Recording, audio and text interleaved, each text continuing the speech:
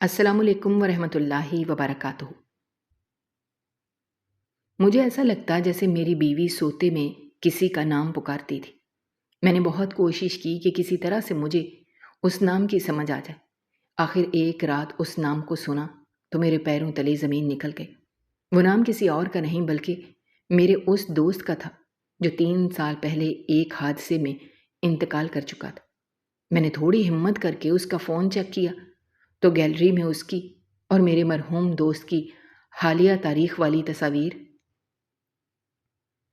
رات کا وہ پہر تھا جب ساری دنیا گہری نیند کی آغوش میں ہوتی ہے اور ہر طرف ایک عجیب سی خاموشی اور سکون کا راج ہوتا ہے۔ میرے کمرے میں گھپ اندھیرا تھا اور صرف کھڑکی کے شیشے سے چھن کر آنے والی چاند کی ہلکی سی مدھم روشنی فرش پر پڑ رہی تھی۔ میں اپنی بیوی زارا کے ساتھ ایک بے حد پرسکون اور خوشگوار زندگی گزار رہا تھا۔ ہماری شادی کو چند سال گزر چکے تھے اور ہمارے درمیان ایک بہت گہرا اور مضبوط رشتہ قائم تھا۔ زارا ایک بہت سلجھی ہوئی، سمجھدار اور بے پناہ محبت کرنے والی عورت تھی جس نے ہمیشہ میرے گھر کو جنت بنا کر رکھا تھا۔ ہم دونوں ایک دوسرے کی ہر چھوٹی بڑی بات کا خیال رکھتے تھے اور ہماری زندگی میں کوئی ایسا راز یا ایسی پریشانی نہیں تھی جو ہمیں ایک دوسرے سے ذرا سا بھی دور کر سکے۔ لیکن اس رات کچھ ایسا ہوا جس نے میری اس پرسکون زندگی کی بنیادیں ہلا کر رکھ دیں۔ میں گہری نیند میں تھا کہ اچانک مجھے محسوس ہوا جیسے میرے پہلو میں کوئی مسلسل کروٹیں بدل رہا ہے۔ پہلے تو میں نے اس بات کو بالکل نظر انداز کیا اور سوچا شاید زارا کو گرمی لگ رہی ہے یا وہ تھکاوٹ کی وجہ سے کوئی برا خواب دیکھ رہی ہے۔ لیکن جب اس کی بے چینی حد سے زیادہ بڑھنے لگی اور بستر کی چادر اس کی کروٹوں سے بری طرح الجھ گئی تو میری آنکھ پوری طرح کھل گئی۔ میں نے چاند کی مدھم سی روشنی میں زارا کی طرف مڑ کر دیکھا تو میرے دل کی دھڑکن ایک لمحے کے لیے جیسے رک سی گئی۔ وہ سیدھی لیٹی ہوئی تھی لیکن اس کا پورا جسم بری طرح تنا ہوا تھا۔ اس کے ماتھے پر پسینے کی بوندیں صاف چمک رہی تھیں اور وہ کسی شدید اذیت یا انجانے خوف کا شکار لگ رہی تھی۔ وہ مسلسل اپنا سر دائیں سے بائیں ہلا رہی تھی جیسے کسی نظر نہ آنے والی چیز سے بچنے کی کوشش کر رہی ہو۔ میں نے گھبرا کر اپنا ہاتھ اس کے کندھے پر رکھا تو وہ ہلکی سے کانپ اٹھی لیکن اس کی آنکھیں سختی سے بند تھیں۔ وہ گہری نیند کی وادی میں تھی مگر اس کا ذہن کسی اور ہی دنیا میں بری طرح الجھا ہوا تھا۔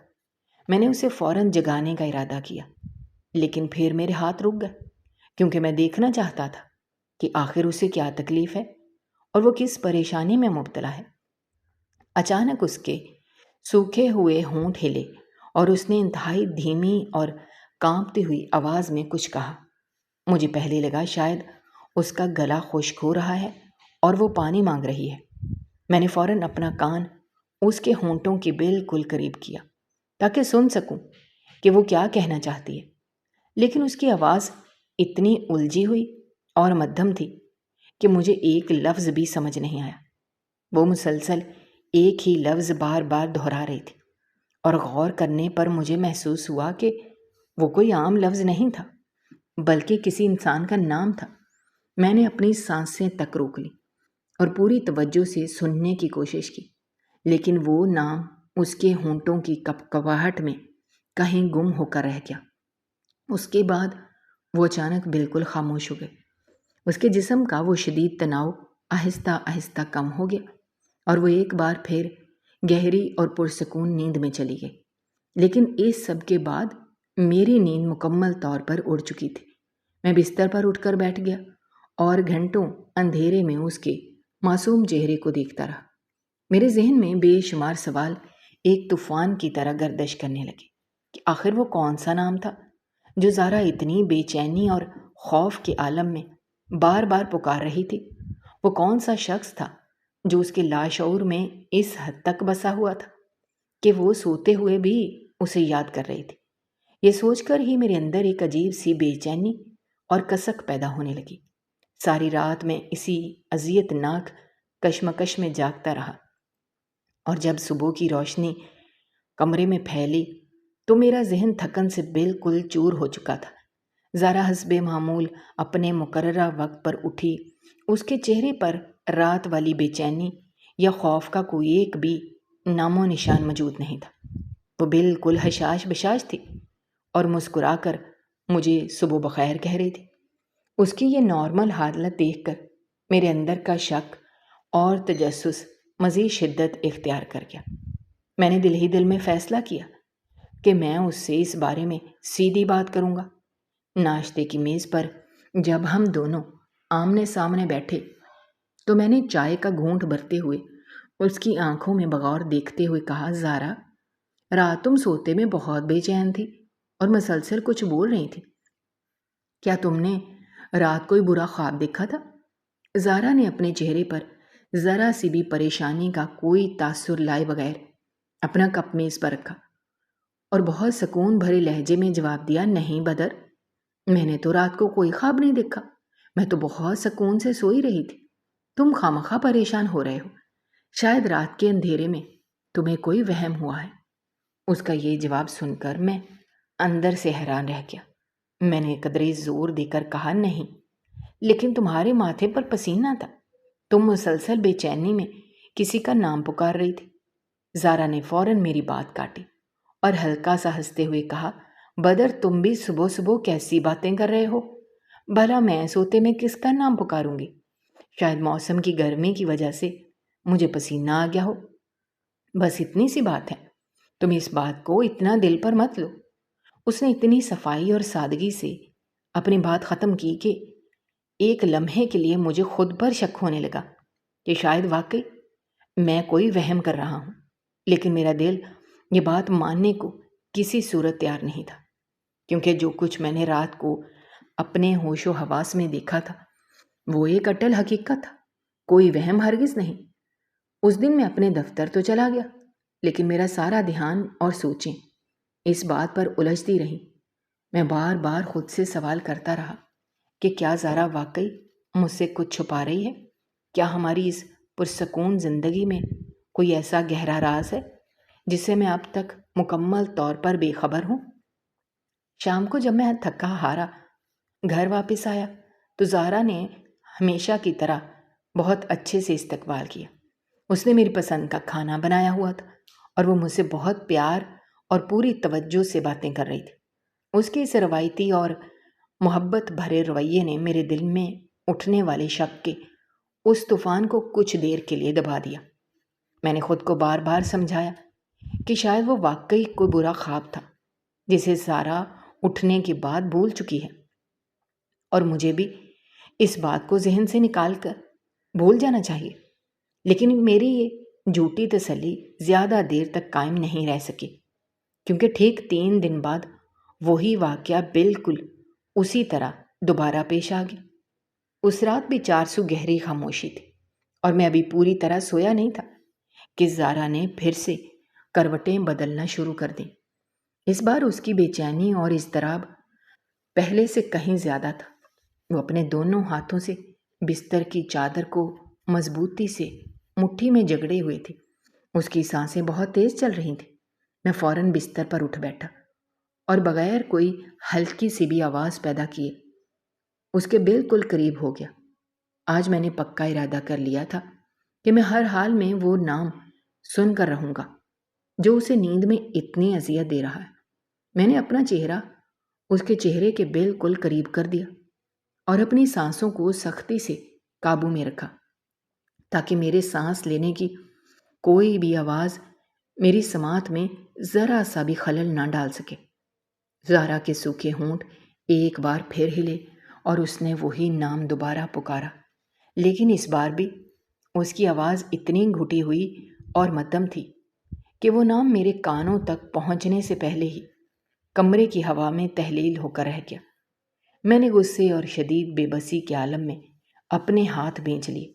میں اس کے اتنے قریب تھا، لیکن پھر بھی وہ راز مجھ سے کوسوں دور تھا۔ زارا نے 2-3 بار وہ نام لیا، پھر ایک گہری سانس لے کر آہستہ آہستہ پرسکون ہو گئی، لیکن میرے لیے یہ رات ایک مستقل عذاب بن گئی۔ میں کمرے کے گھٹن بھرے ماحول سے باہر نکل کر لاؤنج میں آ گیا۔ اندھیرے میں صوفے پر بیٹھ کر اپنا سر دونوں ہاتھوں میں پکڑ لیا۔ میرے اندر ایک عجیب سی آگ جل رہی تھی۔ یہ کیسی بے بسی تھی کہ میں اپنی ہی محبت کرنے والی بیوی کے دل کا حال نہیں جان پا رہا تھا۔ میں ایک شوہر تھا اور میرا پورا حق تھا کہ میں جانوں کہ وہ کس شخص کے خیالات میں اس قدر گم ہے، لیکن میں کچھ بھی نہیں کر پا رہا تھا۔ اگلے کئی دن میرے اسی شدید ذہنی اذیت اور کشمکش میں گزر گئے۔ میں نے راتوں کو سونا بالکل چھوڑ دیا۔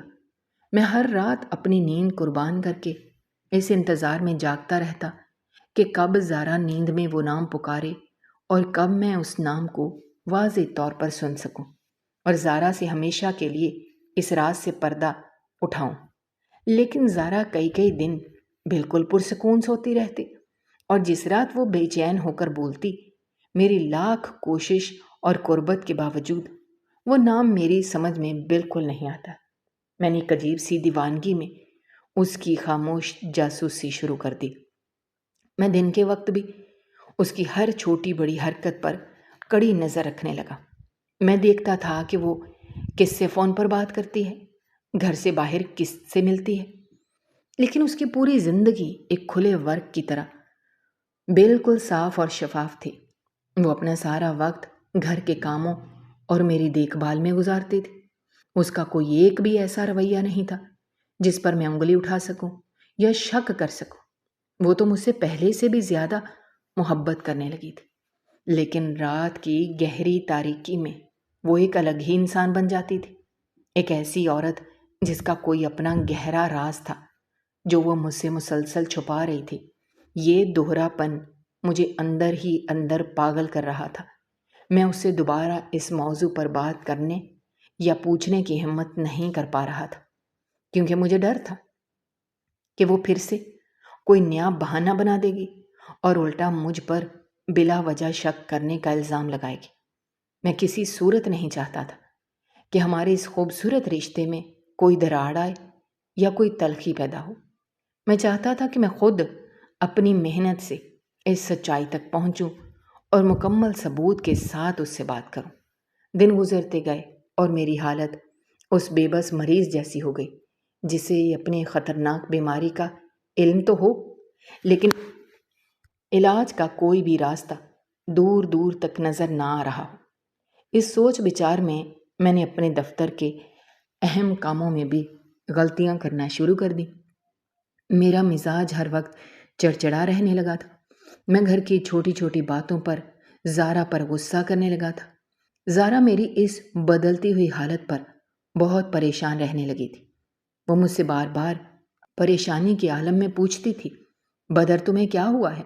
تم اتنے پریشان اور کھوئے کھوئے کیوں رہتے ہو؟ کیا دفتر میں کوئی بڑا مسئلہ چل رہا ہے؟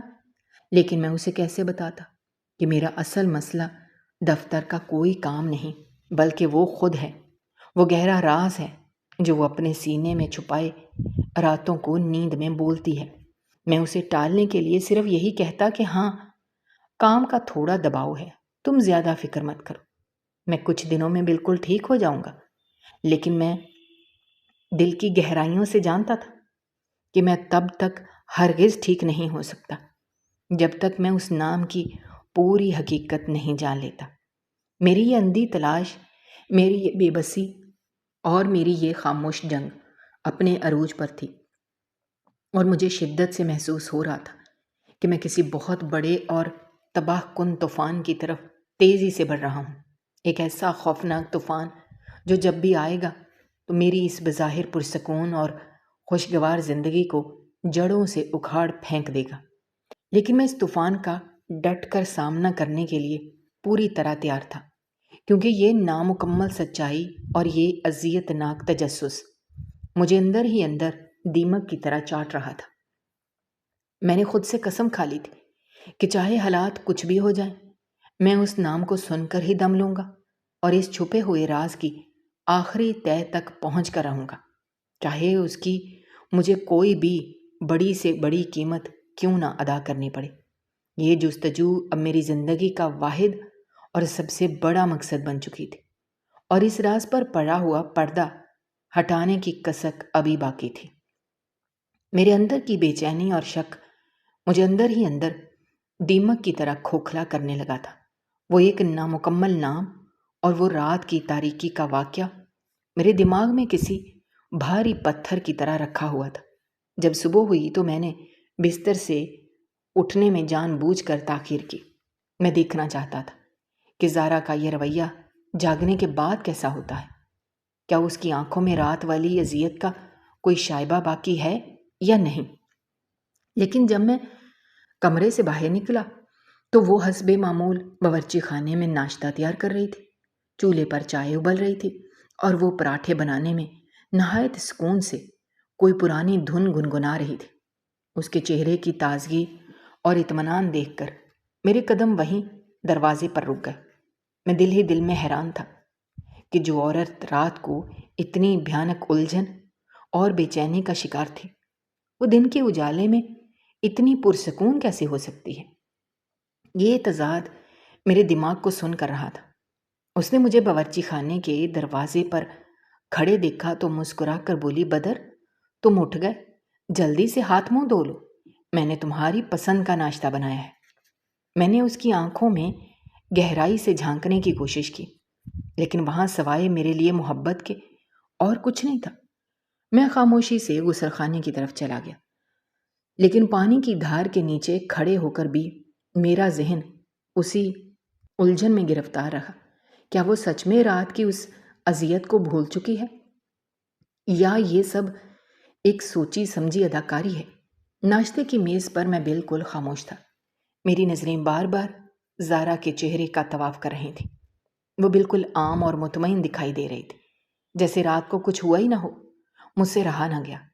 میں نے چائے کا کپ میز پر رکھتے ہوئے بہت عام سے لہجے میں پوچھا، زارا کیا تم مجھ سے کچھ چھپا رہی ہو؟ میری اس اچانک بات پر اس کے ہاتھ رک گئے۔ اس نے حیرت سے میری طرف دیکھا اور بولی، بدر تم آج کیسی عجیب باتیں کر رہے ہو؟ میں تم سے بھلا کیا چھپاؤں گی؟ ہماری زندگی تو ایک کھلی کتاب ہے اور ہم دونوں ایک دوسرے کے رازدار ہیں۔ میں نے اس کی بات کاٹتے ہوئے قدرے سخت لہجے میں کہا، لیکن مجھے محسوس ہوتا ہے کہ تم اندر ہی اندر کسی بہت بڑی الجھن کا شکار ہو۔ کوئی ایسی بات ہے جو تم مجھ سے شیئر نہیں کرنا چاہتی؟ اس نے ایک لمبی سانس لی اور میری طرف قدرے جھکتے ہوئے اپنا ہاتھ میرے ہاتھ پر رکھ دیا اور کہنے لگی، بدر تم خواہ سوچ سوچ کر خود کو بیمار کر رہے ہو۔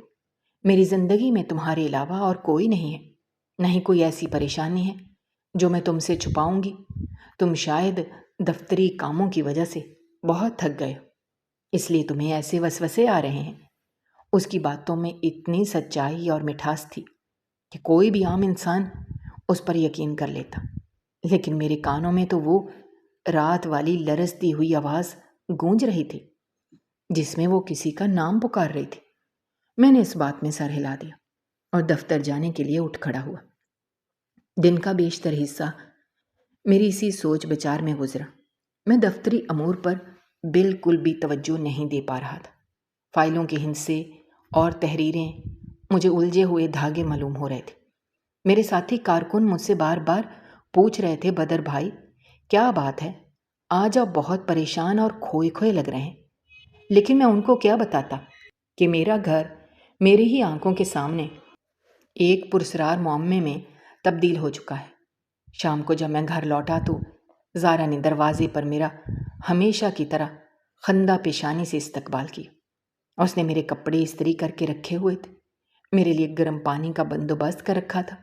اس کا یہ سارا رویہ مجھے اندر سے مزید توڑ رہا تھا۔ ایک طرف اس کی یہ بے پناہ محبت اور خیال رکھنے کی عادت تھی، دوسری طرف رات کی تاریکی کا وہ بھیانک سچ تھا جو مجھے ذہنی طور پر اس سے دور کر رہا تھا۔ یہ تضاد میرے تجسس کو ایک پاگل پن اور جنون میں تبدیل کر رہا تھا۔ میں دن کے وقت اس سے جتنی بھی محبت بھری باتیں کرتا، رات ہوتے ہی میرا دل شک کی بھٹی میں جلنے لگتا۔ میں رات کے اندھیرے کا بے صبری سے انتظار کرنے لگا کہ کب رات ہو، کب زارا سوئے اور کب میں اس کے لبوں سے وہ مکمل نام مکمل طور پر سنوں۔ میں نے کئی راتیں جاگ کر گزارنا شروع کر دیں۔ میں بستر پر لیٹ کر آنکھیں بند کر لیتا، لیکن میرے کان ہر وقت اس کی سانسوں کی آواز پر لگے رہتے، جیسے ہی اس کی سانسوں کی رفتار تیز ہوتی اور وہ کروٹیں بدلنا شروع کرتی، میں فوراً چوکنا ہو جاتا اور بغیر کوئی آواز پیدا کیے اس کے چہرے کے بالکل قریب ہو جاتا۔ میں کان لگا کر اس کی دھیمی اور کانپتی ہوئی آواز کو سننے کی ہر ممکن کوشش کرتا۔ میں اپنی سانسیں تک روک لیتا تاکہ میرے اندر سانس کی آواز سے کوئی خلل نہ پڑے۔ وہ بولتی، اس کے ہونٹ ہلتے، لیکن آواز اتنی مدھم اور الجھی ہوئی ہوتی کہ وہ نام میری سمجھ میں بالکل نہ آتا۔ میں اس کے چہرے کے اتنے قریب ہوتا کہ مجھے اس کی گرم سانسیں اپنے چہرے پر محسوس ہو رہی تھیں، لیکن وہ لفظ اور وہ نام جس کی مجھے تلاش تھی وہ ہمیشہ ہوا میں تحلیل ہو جاتا۔ میں ہر رات ایک نئی امید کے ساتھ جاگتا کہ شاید آج میں وہ نام سن لوں گا، شاید آج یہ راز مجھ پر عیاں ہو جائے گا، لیکن ہر بار مجھے صرف ناکامی کا منہ دیکھنا پڑتا۔ میرے اندر کی بے بسی بڑھتی جا رہی تھی اور میرا شک ایک گہرے یقین میں بدلتا جا رہا تھا کہ زارا کے سینے میں کوئی ایسا طوفان چھپا ہے جس کا رخ میری طرف ہے۔ میں روزمرہ کے کاموں میں بھی زارا کی ہر بات کا مطلب نکالنے لگا تھا۔ وہ اگر فون پر کسی سے ذرا بھی آہستہ بات کرتی تو میرے کان کھڑے ہو جاتے۔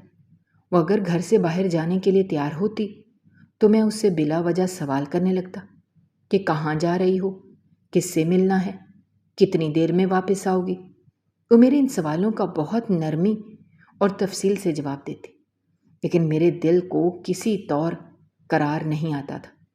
میں نے تو یہاں تک سوچ لیا تھا کہ شاید ہمارے رشتے میں وہ کشش نہیں رہی جو شادی کے شروعاتی دنوں میں تھی، یہ شاید میں اسے وہ وقت اور توجہ نہیں دے پا رہا جس کی وہ حقدار ہے۔ لیکن یہ سب سوچیں اس وقت دم توڑ دیتی جب میں اس کی میری ذات کے لیے فکر اور محبت کو دیکھتا۔ وہ میرے سر میں درد ہونے پر گھنٹوں میرے سر کو دباتی رہتی، میری ہر پسند ناپسند کا خیال رکھتی۔ اس کا یہ دوہرا معیار میری سمجھ سے بالکل باہر تھا۔ میں نے کئی بار سوچا کہ اسے رات کو اسی بے چینی کی حالت میں جھنجھوڑ کر جگا دوں اور اس کے حواس بحال ہونے سے پہلے ہی اسے پوچھ لوں کہ وہ کس کا نام لے رہی تھی، لیکن مجھے ڈر تھا کہ کہیں اس اچانک صدمے سے اس کی ذہنی حالت پر کوئی برا اثر نہ پڑے۔ میں ایک شوہر ہونے کے ناطے اس کی حفاظت بھی چاہتا تھا اور اپنے شک کا ازالہ بھی۔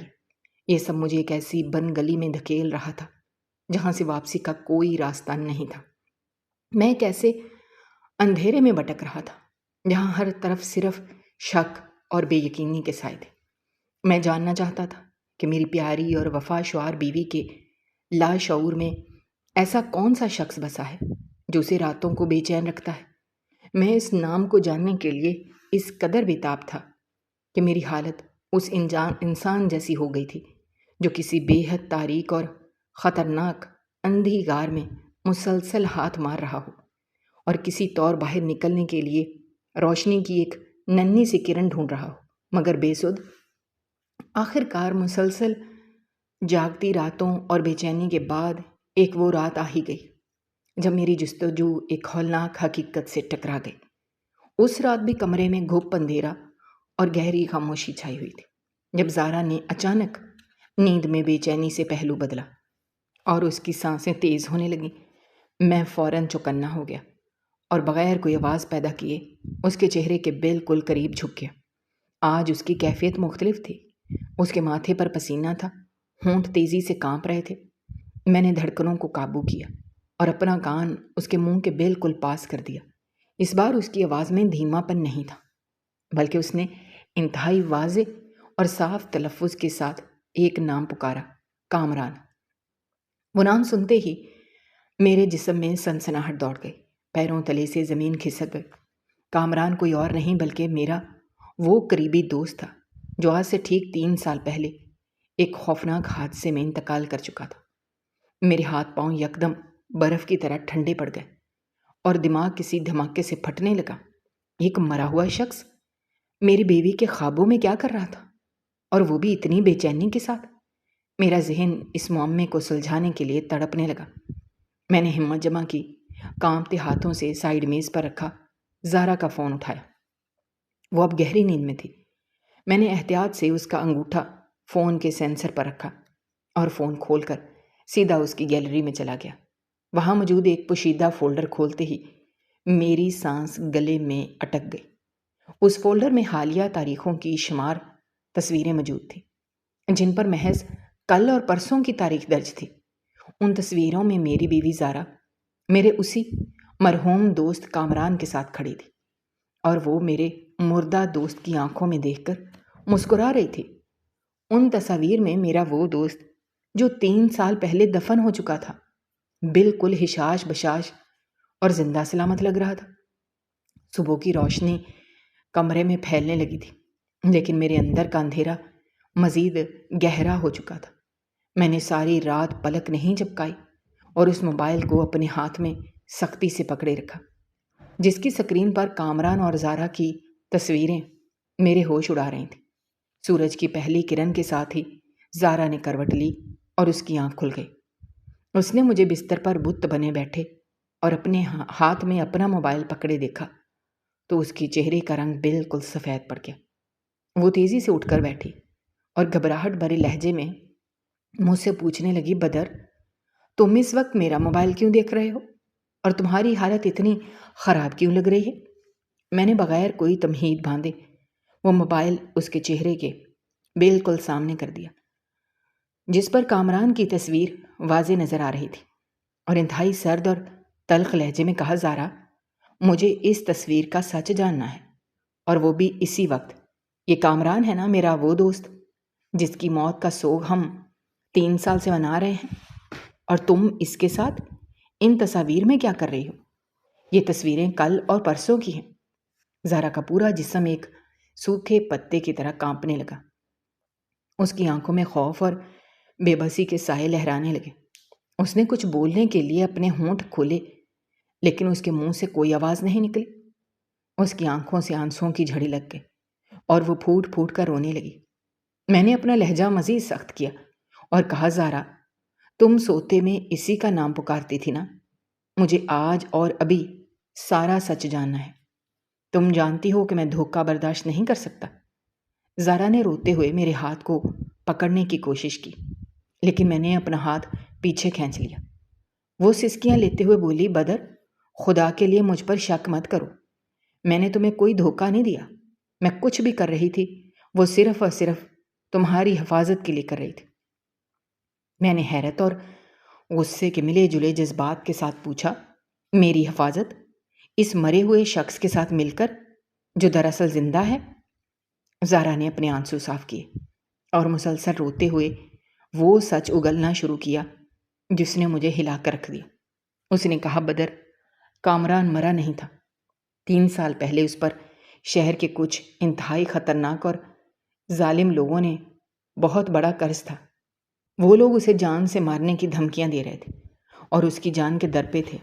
کامران جانتا تھا کہ اگر وہ ان کے ہاتھ لگ گیا تو وہ اسے زندہ نہیں چھوڑیں گے، اس لیے اس نے اپنی جان بچانے کے لیے اس رات خوفناک حادثے اور اپنی موت کا جھوٹا ڈرامہ رچایا تھا۔ وہ کار اس کی نہیں تھی جس میں لاش ملی تھی۔ اس نے بس اپنی پہچان وہاں چھوڑی تھی اور خود شہر چھوڑ کر روپوش ہو گیا تھا۔ میں نے انتہائی صدمے کی حالت میں پوچھا، تو تم اس سے کیسے ملی اور تم نے مجھے یہ سب کیوں نہیں بتایا؟ زارا نے ہچکیاں لیتے ہوئے جواب دیا، بدر، میں سچ کہہ رہی ہوں، میں بھی اس کی موت کا ہی یقین تھا، لیکن آج سے ٹھیک 5 دن پہلے جب میں پرانے بازار میں سودا سلف لینے گئی تھی تو ایک تنگ گلی میں مجھے وہ اتفاقاً ٹکرا گیا۔ اس کی حالت بہت خراب تھی۔ وہ بے حد خوف زدہ، بھوکا اور بے یار و مددگار تھا۔ میں اسے دیکھ کر خوف سے چیخنے لگی، لیکن اس نے میرے ہاتھ جوڑ کر مجھے روکا اور مجھے ساری حقیقت بتائی۔ وہ واپس شہر میں کسی مجبوری کے تحت آیا تھا، لیکن ان خطرناک لوگوں کو اس کی بھنک پڑ گئی تھی اور وہ اس کی تلاش میں مارے مارے پھر رہے تھے۔ میں نے غصے میں چلاتے ہوئے کہا، تو تم نے مجھے آ کر کیوں نہیں بتایا؟ میں اس کا دوست تھا، میں اس کی مدد کرتا۔ زارا نے تڑپ کر میری طرف دیکھا اور بولی، بدر، تم کتنے سیدھے ہو، میں تمہیں کیسے بتاتی؟ وہ لوگ بدماش اور قاتل ہیں۔ اگر تم کامران کی مدد کرنے جاتے تو وہ ظالم لوگ تمہاری جان کے دشمن بن جاتے اور میں کسی صورت تمہیں موت کے منہ میں نہیں دھکیل سکتی تھی۔ کامران نے بھی مجھے قسم دی تھی کہ میں تمہیں کچھ نہ بتاؤں، کیونکہ وہ جانتا تھا کہ تم اس کے لیے اپنی جان خطرے میں ڈال دو گے۔ اس لیے میں نے فیصلہ کیا کہ میں چھپ کر اس کی مدد کروں گی۔ میں اسے اپنے زیور بیچ کر پیسے دے رہی تھی تاکہ وہ اس شہر سے اور اس ملک سے ہمیشہ کے لیے دور جا سکے اور ہم سب محفوظ رہ سکیں۔ لیکن یہ بوجھ اور یہ راز میرے اعصاب پر اتنا سوار ہو گیا تھا کہ میں راتوں کو نیند میں اس خوف سے جاگ جاتی تھی کہ کہیں تم اس معاملے میں نہ پڑ جاؤ۔ زہرا کی یہ ساری باتیں سن کر میرے دماغ میں چلنے والے غصے کا طوفان یکدم تھم گیا۔ مجھے احساس ہوا کہ وہ عورت جو راتوں کو جاگ جاگ کر اذیت سہ رہی تھی، وہ مجھے دھوکہ نہیں دے رہی تھی، بلکہ میرے لیے ایک بہت بڑی ڈھال بنی ہوئی تھی۔ میرا دل اس کی اس بے لوث محبت پر پگھل گیا۔ میں نے آگے بڑھ کر اس کے کانپتے ہوئے وجود کو اپنے بازوؤں میں بھر لیا اور اس کے سر پر ہاتھ پھیرتے ہوئے کہا، زارا، تم پاگل ہو؟ تم نے اتنا بڑا بوجھ اکیلے کیسے اٹھا لیا؟ تم جانتی ہو میں تمہارے بغیر نہیں جی سکتا، اور تم میرے دوست کو بچانے کے لیے اتنی بڑی اذیت سے گزر رہی تھی۔ زارا میرے سینے سے لگ کر بچوں کی طرح رونے لگی۔ اس کا سارا خوف اور سارا دباؤ آنسوں کی صورت میں بہہ رہا تھا۔ میں نے اسے خود سے الگ کیا، اس کی آنکھوں میں پورے یقین کے ساتھ دیکھتے ہوئے کہا، زارا، اب تم اکیلی نہیں ہو۔ کامران میرا دوست ہے اور میں اسے اس طرح سے سکتا ہوا نہیں چھوڑ سکتا۔ مجھے اسی وقت اس کے پاس لے کر چلو۔ زارا نے گھبرا کر مجھے روکا، بولی، بدر نہیں، وہ بہت خطرناک لوگ ہیں، اگر انہیں پتہ چل گیا تو وہ تمہیں نقصان پہنچائیں گے۔ میں نے انتہائی مضبوط لہجے میں جواب دیا، زارا، تم مجھ پر بھروسہ رکھو، ہم اسے آج ہی اس شہر سے بحفاظت نکال دیں گے۔ تم بس مجھے اس جگہ لے چلو جہاں وہ چھپا ہوا ہے۔ زارا نے میری آنکھوں میں موجود پختہ ارادہ دیکھا تو اس نے خاموشی سے سر ہلا دیا۔ ہم دونوں نے جلدی سے کپڑے بدلے اور گھر سے نکل پڑے۔ زارا مجھے شہر کے اس حصے کی طرف لے گئی جہاں بالکل ویران اور سنسان تھا، جہاں دور دور تک کوئی آبادی نہیں تھی۔ ہم ایک بہت پرانی اور خستہ حال عمارت کے سامنے رکے۔ زارا نے مجھے اشارہ کیا اور ہم دبے قدموں اس عمارت کے اندر داخل ہوئے۔ اندر ایک اندھیرے کمرے میں کوئی شخص فرش پر پڑا سکڑا ہوا بیٹھا تھا۔ زارا نے دھیمی آواز میں پکارا، کامران بھائی۔ وہ شخص ہڑبڑا کر اٹھا اور جیسے ہی اس کی نظر مجھ پر پڑی، اس کے قدم وہیں جم گئے۔ وہ میرا دوست کامران تھا، جسے میں نے آخری بار 3 سال پہلے زندہ دیکھا تھا۔ اس کے چہرے پر ہوائیاں اڑ رہی تھیں، اس کے کپڑے میلے اور پھٹے ہوئے تھے، اس کی آنکھوں میں ایک شدید خوف اور ندامت تھی۔ وہ مجھے دیکھ کر پیچھے کی طرف ہٹنے لگا اور کانپتی ہوئی آواز میں بولا، بدر، تم یہاں کیسے آئے؟ مجھے معاف کر دو بدر، میں تمہارے سامنے آنے کے قابل نہیں ہوں۔ میں ایک بزدل انسان ہوں جو اپنی جان بچانے کے لیے اپنی دوستوں کو موت کا سوگ دے کر بھاگ گیا۔ میں نے چند لمحے اس کی خستہ حالت کو دیکھا۔ میرے اندر غصہ اور محبت ایک ساتھ ابھر رہے تھے۔ میں تیزی سے آگے بڑھا، میں نے اسے زور سے گلے لگا لیا۔ میرے اپنے آنسو چھلک پڑے۔ میں نے روتے ہوئے کہا، کامران، تو کتنا بڑا بے وقوف ہے، تو نے ایک بار بھی مجھ سے مدد مانگنے کے بارے میں کیوں نہیں سوچا؟ کیا ہماری دوستی اتنی کمزور تھی کہ تو نے مجھے اپنی موت کے دکھ میں جلنے کے لیے تنہا چھوڑ دیا؟ کامران میرے کندھے پر سر رکھ کر پھوٹ پھوٹ کر رونے لگا اور سسکیاں لیتے ہوئے کہنے لگا، بدر، میرے پاس اور کوئی راستہ نہیں تھا۔ ان لوگوں نے میری ماں کو مارنے کی دھمکی دی تھی، میں مجبور تھا۔ میں تم لوگوں کو اس گندگی میں نہیں گھسیٹنا چاہتا تھا۔ میں جانتا تھا تم میرے لیے لڑ مرتے، لیکن میں تمہاری اور زارا بھابھی کی زندگی خراب نہیں کرنا چاہتا تھا۔ میں نے اسے خود سے لگ کیا اور اس کے کندھوں پر مضبوطی سے ہاتھ رکھتے ہوئے کہا، کامران، جو ہو گیا وہ ہو گیا، اب ہم تجھے یہاں مرنے کے لیے نہیں چھوڑیں گے۔ میں نے اپنی جیب سے وہ ساری رقم نکالی جو میں نے گھر میں کسی ہنگامی ضرورت کے لیے رکھی ہوئی تھی اور اس کے ہاتھ پر رکھ دی۔ اس کے ساتھ ہی میں نے اپنے ایک بہت پرانے واقف کار کو فون ملایا جو سامان لانے لے جانے کا کام کرتا تھا، اور اسے فوری طور پر ایک ایسی گاڑی کا بندوبست کرنے کو کہا جو بغیر کسی جانچ پڑتال کے کامران کو دوسرے صوبے کی سرحد پار کروا سکے۔ خوش قسمتی سے اس نے میری بات مان لی۔ میں نے کامران کی طرف مڑ کر کہا، کامران، اب تو مزید یہاں نہیں رکے گا، گاڑی آ رہی ہے جو تجھے سیدھا پہاڑی علاقے کی طرف لے جائے گی۔ وہاں میرا ایک رشتہ دار ہے، تو اس کے پاس جائے گا، اور جب تک حالات بالکل ٹھیک نہیں ہو جاتے تو وہیں چھپ کر رہے گا اور مجھ سے کوئی رابطہ نہیں کرے گا۔ کامران کی آنکھوں میں شکر گزاری اور شرمندگی کے بے پناہ آنسو تھے۔ اس نے زارا کی طرف دیکھا اور ہاتھ جوڑ کر کہا، بھابھی، آپ نے مجھ پر جو احسان کیا ہے میں زندگی بھر نہیں بھول سکتا۔ آپ نے ایک بھائی کی طرح میری مدد کی، اور بدر، مجھے معاف کر دینا، میں نے تم دونوں کو بہت اذیت دی۔ زارا نے نم آنکھوں سے کہا، کامران بھائی، آپ ہمارے لیے اپنے ہیں، بس آپ جلدی سے یہاں سے نکل جائیں تاکہ بدر کی جان کو کوئی خطرہ نہ رہے۔ تھوڑی دیر میں وہ گاڑی آ گئی جس کا میں نے بندوبست کیا تھا۔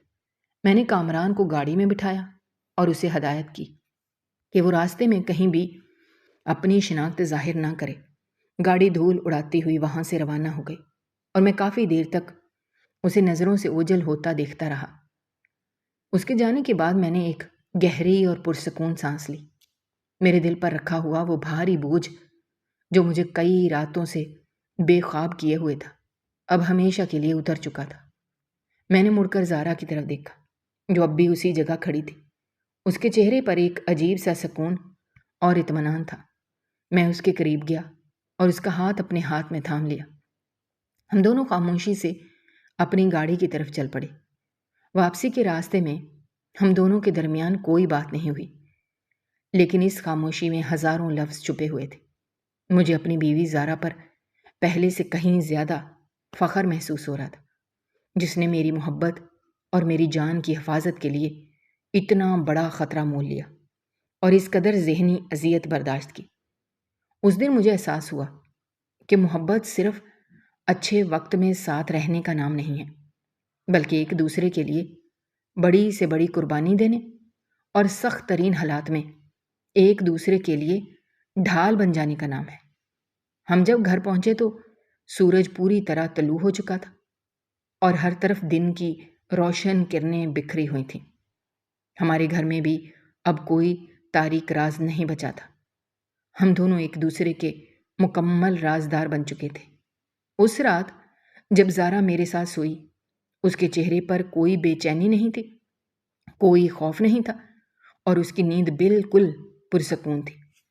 میں بھی اس رات اتنی گہری اور میٹھی نیند سویا جو پچھلے کئی دنوں سے مجھ سے روٹھی ہوئی تھی۔ اس واقعے نے ہماری زندگیوں میں آنے والے اس طوفان کا ہمیشہ کے لیے رخ موڑ دیا، اور ہمارا رشتہ ایک ایسی مضبوط اور اٹوٹ ڈور میں بندھ گیا جسے دنیا کی کوئی بھی طاقت، کوئی بھی راز اور کوئی بھی پریشانی کبھی توڑ نہیں سکتی تھی۔ موت کا وہ جھوٹا ڈرامہ جو میرے دوست نے رچایا تھا، اس نے مجھے زندگی اور سچی محبت کی سب سے بڑی حقیقت سے روشناس کروا دیا تھا، اور اب ہماری زندگی میں سوائے محبت، بھروسے اور لامحدود سکون کے اور کچھ بھی باقی نہیں رہا تھا۔ دوستو، ہماری آج کی یہ کہانی آپ کو کیسی لگی؟ کمنٹ باکس میں اپنی رائے کا اظہار کرنا مت بھولیے گا، اور اگر آپ ہمارے چینل پر نئے ہیں تو چینل کو سبسکرائب کرنا بھی مت بھولیے گا۔ شکریہ۔ اللہ حافظ۔